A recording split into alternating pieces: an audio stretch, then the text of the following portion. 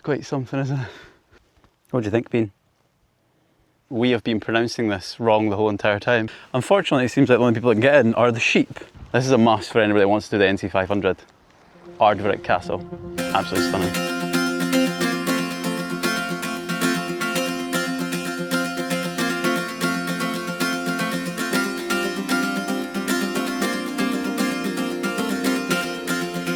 Hello and welcome back to the channel. You join us on the shores of Loch Moidart as we head off on a continuation of our castles. Right now we're on the west coast of Scotland and we're heading to go see Castle Tioram. And look at this little jetty you have to go across here to access the castle. Let's go have a wee wander. In this series, we're continuing on what we've been doing so far. We're showcasing our favourite castles on the Scottish coastlines. Not necessarily the most popular.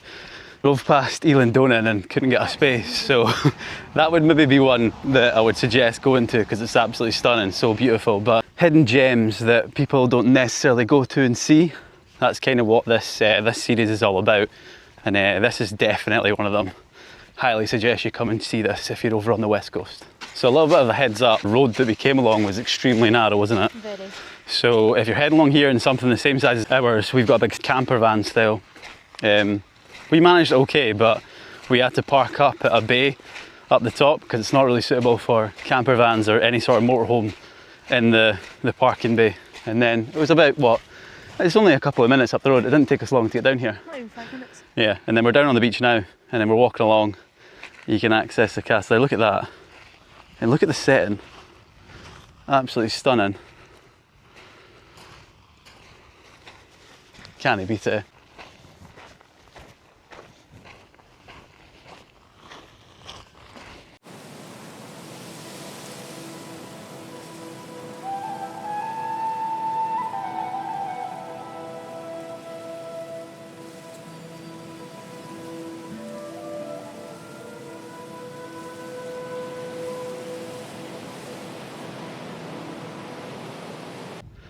Look at this place. What a place to have a castle.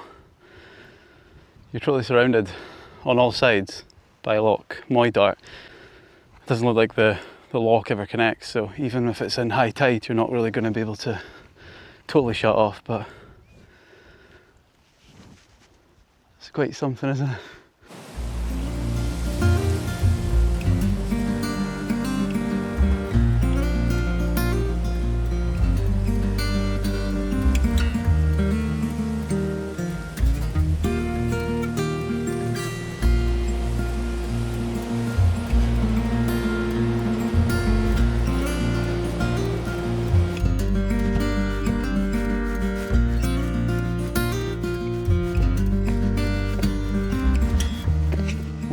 It's a bit steep, watch out.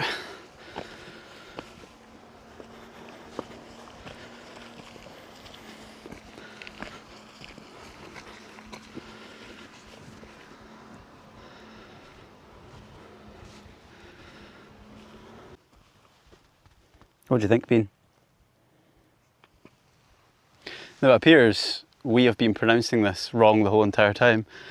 It's spelled Castle Tioram, but it's pronounced Castle Tioram. I suppose that's just our horrendous knowledge of Gaelic. Yeah, it's pretty horrendous. Built in the 13th century, Castle Tioram occupies a commanding position overlooking Loch Moidart in the mouth of River Shiel.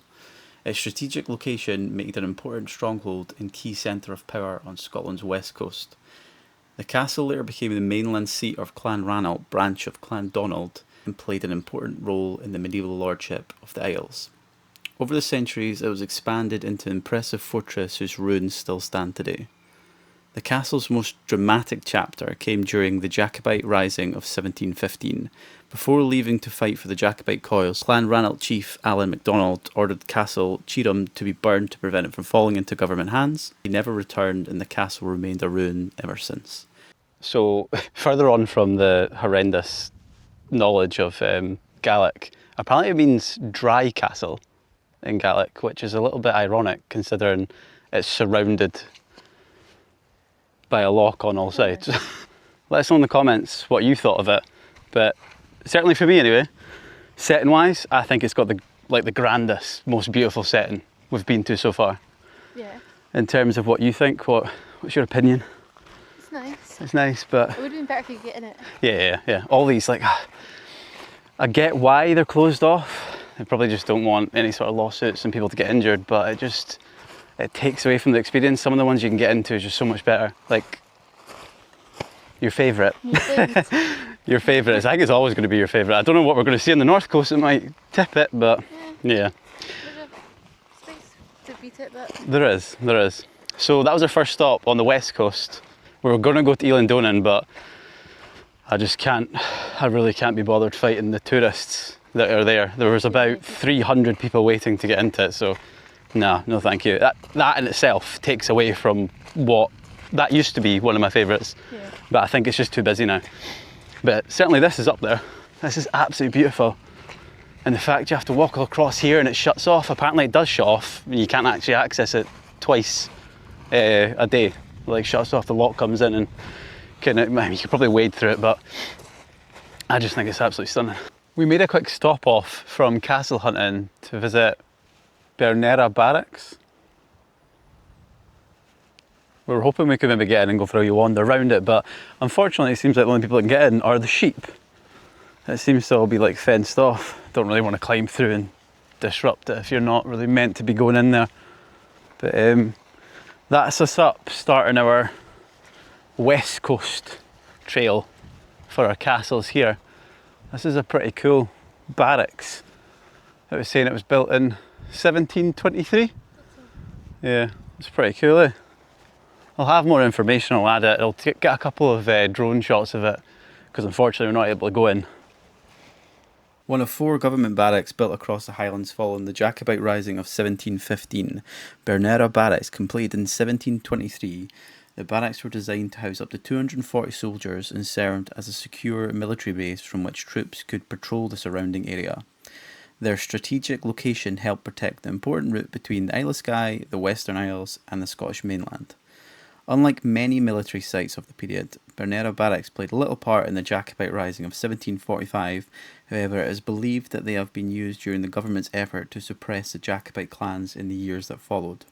By the end of the 18th century, the barracks had already fallen into disrepair as the military presence was gradually reduced. The army finally abandoned the site in 1797, and the buildings later provided temporary shelter during the Highland clearances. Today, the ruins of Bernera Barracks offer a fascinating glimpse into the government's military presence in the Highlands and stands as a reminder of a turbulent chapter in Scotland's history. Hello. You join us a little bit further up the west coast to see Ardvreck Castle.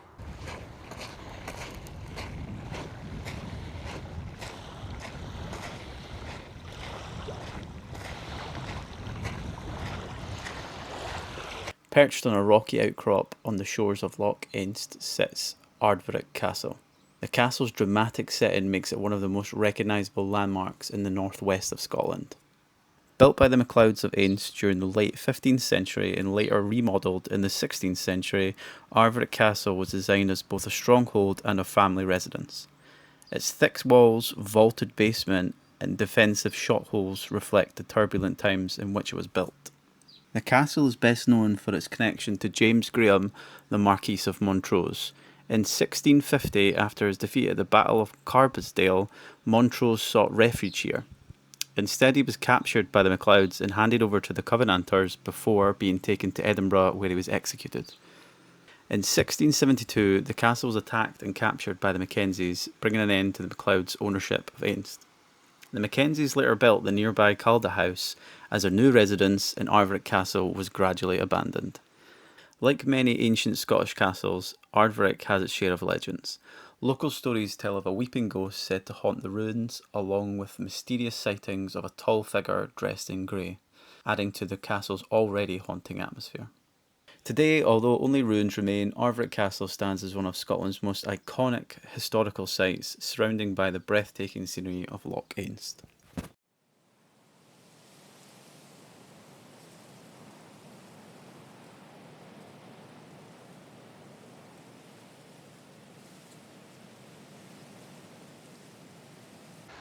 Unfortunately, we came at a time where the tide is in and we're not going to be able to walk out to it. Just one of these things, timing didn't work out for us, but I'm going to put the drone up so we can get a better look. It would have been cool to see it. But look at this. Kind of similar to the castle we've seen earlier in the episode where it's like surrounded by a loch. This is a must for anybody that wants to do the NC 500. Ardvreck Castle, absolutely stunning.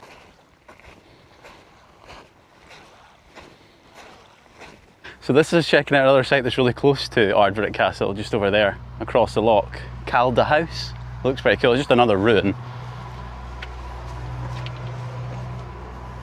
Sucker for a ruin.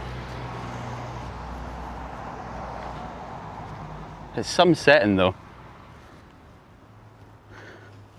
Right on the banks, right on the west coast, with this loch coming in here. It's beautiful.